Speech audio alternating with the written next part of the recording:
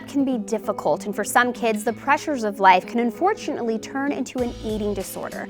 And here to talk to us about this very important topic is Dr. Marian Eberly. Thanks so much for joining us. Thank you for having me. I appreciate it. First off, doctor, how prevalent are eating disorders today with kids?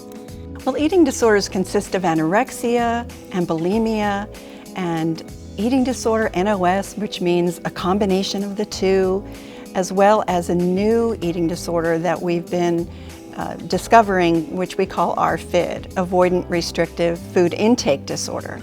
And this is otherwise known as picky eating, okay? But this can become a very serious problem. The prevalence of eating disorders in general is about 1 to 3% of children and adolescents will develop an eating disorder. Now, what are some signs to tell if your child is struggling with an eating disorder? With anorexia and with ARFID, picky eating is the choosing of their foods based on textures, based on color, based on smells. So picky eating, avoidant eating because they're concerned about weight, right? And they begin to obsess about their weight. 30% of kids today are dieting in grade school. We know that dieting can turn into an eating disorder because they really don't understand how to regulate their intake, and they miss a variety of important nutrients essential for their brain development. Now, kids are bombarded today with images and messaging on social media or TV. What does that do? What impact or effect does that have on them? Huge effect, and therefore we do see kids dieting at a very young age.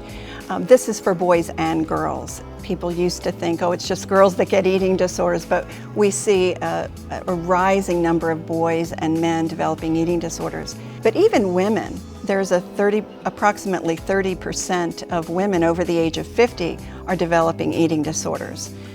So the body is changing, and our culture sends a message that change is unacceptable and that thin is beautiful. And we want to send the message that beauty on the inside is beauty on the outside.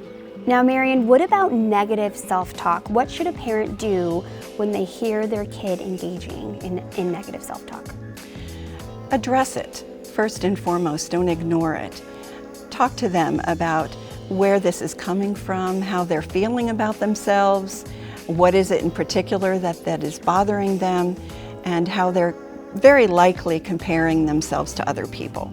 Comparisons kill, right? They kill the self-esteem, they kill the joy of that child, and really emphasizing the uniqueness of each individual, that our bodies are not all the same, that we are created differently. We want to give them a sense of they are beautiful the way they are. Now, what should a parent do if they suspect their child has an eating disorder? My recommendation is to speak with their pediatrician first. So I would recommend that the eating disorder evaluation be done, which is called a SCOFF test that can be done in a doctor's office, SCOFF. That can also be done with an eating disorder therapist, such as myself, or an eating disorder counselor. Thank you so much, Marian, for this very, very important information and for sharing this with us. If you suspect your child is dealing with an eating disorder, please head over to the National Eating Disorders website.